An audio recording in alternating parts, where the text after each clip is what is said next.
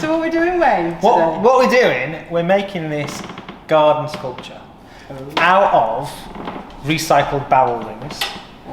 Like we do, we know, barrel rings, you create whiskey or everything, and you've got a few lying around because you've drank a few barrels, haven't you, over the years? What are you talking about?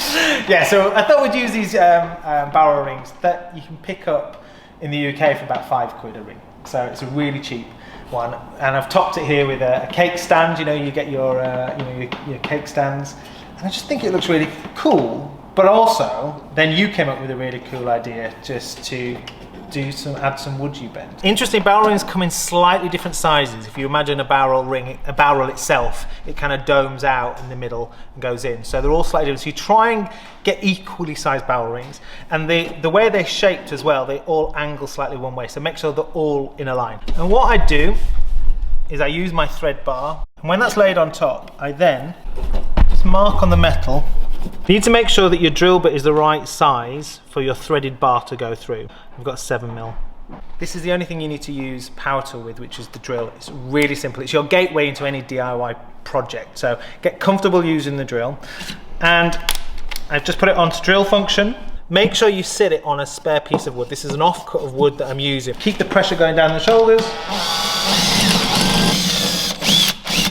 I'm going to thread it through. Start now of the globe, yeah, and now I want to put the ring that goes all the way around this side, but to start with I'm going to put the top on just to help me hold it into place. So this is the cake stand, but I think it adds a nice decorative finish to the top. I'm going to put that on there, and I need to add a little bit of tension at the bottom, so I'm going to put a screw down the bottom.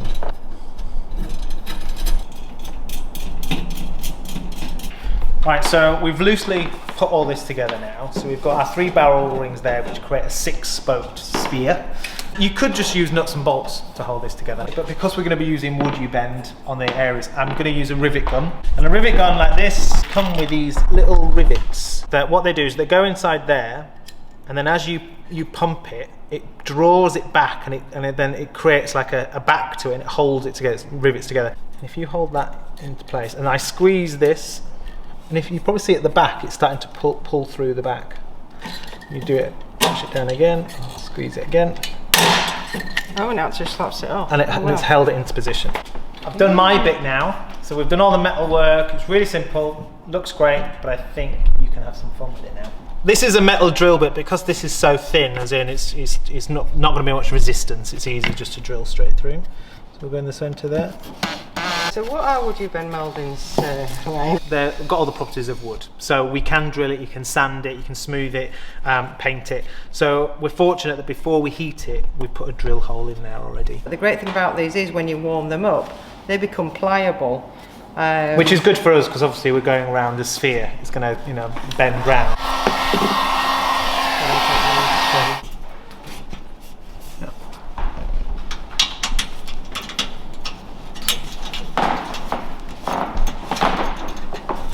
I don't think we need to glue this, because this is just holding it.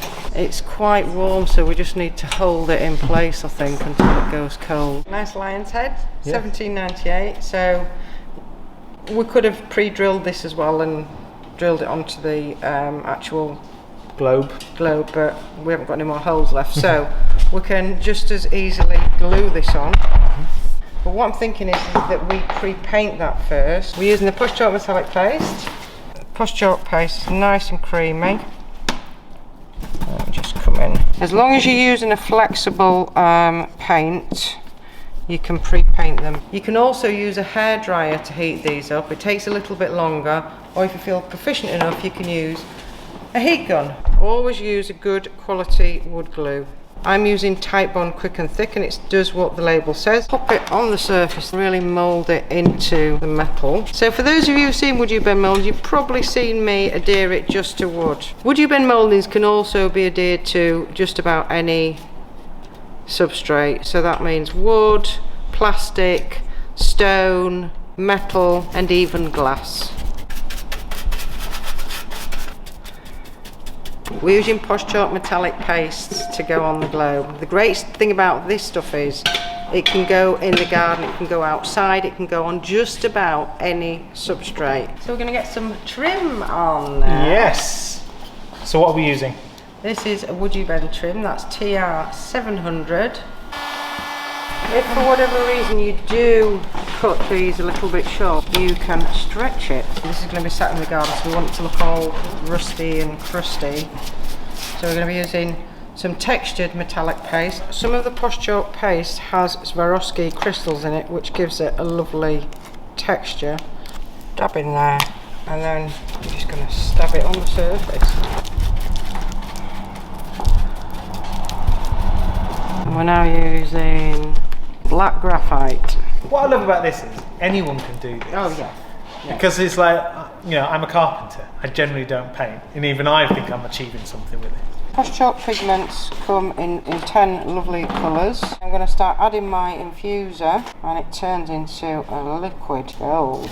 So always put your pigments in first, and then you can add your Posh Chalk infuser bit by bit to get the consistency of your choice.